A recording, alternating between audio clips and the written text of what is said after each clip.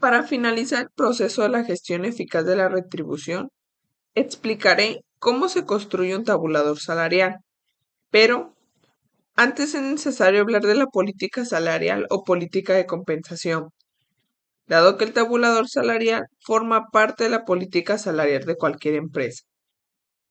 Fundamentaremos esta explicación con el material de apoyo del autor Juárez 2010 que se ofrece en este apartado. La política salarial es el conjunto de decisiones y criterios que se toman como base para implementar un sistema de administración de la compensación en la empresa. En este sentido, los puntos más críticos que se deben considerar para tomar estas decisiones son: punto 1. Nivel de pago de la empresa.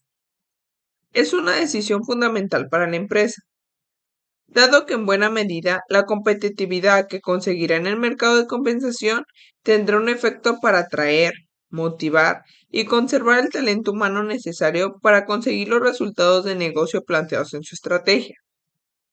Si escoge un nivel de pago muy alto en el mercado de referencia, se tendrán altas posibilidades de atraer y conservar el personal de calidad. Caso contrario, cuando se elige un nivel de competitividad por debajo del promedio del mercado de referencia, estas posibilidades disminuyen. Punto 2. La composición del paquete de compensación total.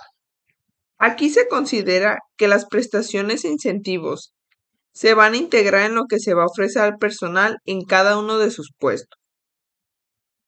Punto 3. La construcción del tabulador, que determina los rangos de los puestos y es en lo que un momento más nos vamos a enfocar. Punto 4.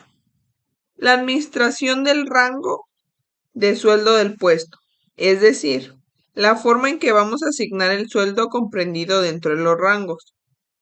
Para entender cómo se construye un tabulador salarial, se muestra un ejemplo de un tabulador salarial flexible.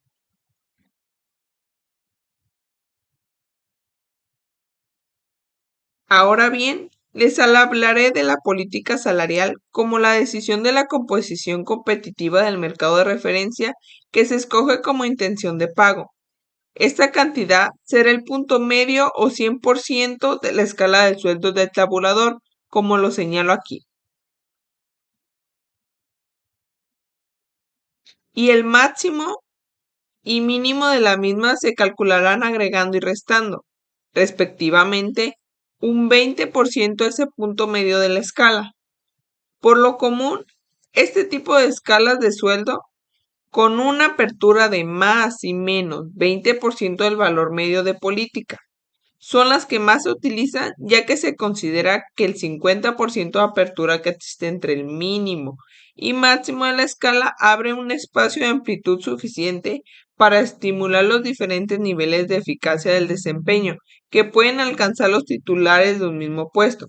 Además, que genera una zona de traslapo entre los rasgos sucesivos que resulta apropiado para administrar las promociones del personal de un puesto de un cierto nivel a otro que sea 1 o 2 niveles más altos que su puesto actual. Este criterio, aunque es el más recomendable, no debe tomarse de manera absoluta. De hecho, algunas empresas deciden utilizar escalas de sueldos construidas de diferente forma. Por ejemplo, en una compañía utiliza escalas de sueldo en el que el mínimo se calcula a 70% y el máximo a 120 del punto medio de la escala.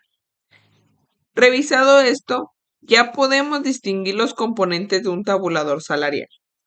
Componente 1. Nivel o grado. Es la clasificación y agrupación de la totalidad de los cargos, atendiendo las características propias de los puestos y las exigencias en la organización. Componente 2. Mínimos o pisos salariales. Para cada nivel o grado existe un valor salarial mínimo, que puede ser considerado el piso del nivel, y significa que nadie, incluido la política salarial que se describe en esta estructura y ubicado en tal nivel, debería tener una retribución inferior a la indicada. En algunas normativas salariales El mínimo coincide con el sueldo o salario básico. Componente 3. Máximos o techos salariales. Para cada nivel o grado también se grafica un valor máximo que establece el mayor salario que la política prevé. Componente 4. Rangos o escalas salariales. La diferencia entre los máximos y mínimos de cada grado o nivel establece un rango que determina el grado de flexibilidad que la estructura salarial prevé para la retribución al personal ubicado en el nivel por diferentes conceptos adicionales a que se determine el mínimo. Por ejemplo, los mecanismos de retribución por mérito, antigüedad o formación pueden establecer incrementos salariales personales por tales criterios, sin modificar el nivel que se haya asignado. Componente 5. Superposición entre niveles.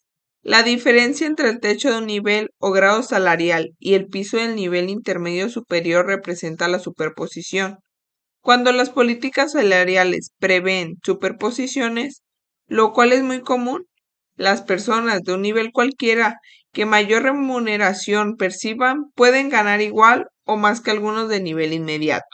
Ejemplo, en el nivel 3, que es un nivel de responsabilidad de trabajo más alto que el nivel 2, podemos encontrar un salario menor como el de 5.900, que en el nivel 2 de 7.400. Por último, ¿cómo se administran los rasgos de suelo en el tabulador? Es decir, cómo un puesto que se encuentra en determinado nivel puede ser movido de un sueldo a otro dentro del rango salarial. Pues, los criterios más utilizados son la antigüedad del personal en el puesto, el dominio de grados crecientes de habilidades predefinidas que se exigen en el puesto y la eficacia de desempeño del personal en el mismo. Esto significa que, con independencia del criterio particular que se utilice para administrar el sueldo del personal dentro del rango del puesto, el tiempo representará un papel fundamental en el proceso por el cual el titular avance en el rango del sueldo de su puesto. Otro ejemplo de esto, cuando se contrata a una nueva persona, mientras se encuentra en su periodo de prueba, su sueldo se posicionará entre el 70 y 80% de la escala. Y allí se mantendrá hasta que se le contrate definitivamente, en cuyo caso el sueldo se posicionará entre 80 y 88% de la escala, aproximadamente entre el mínimo y medio.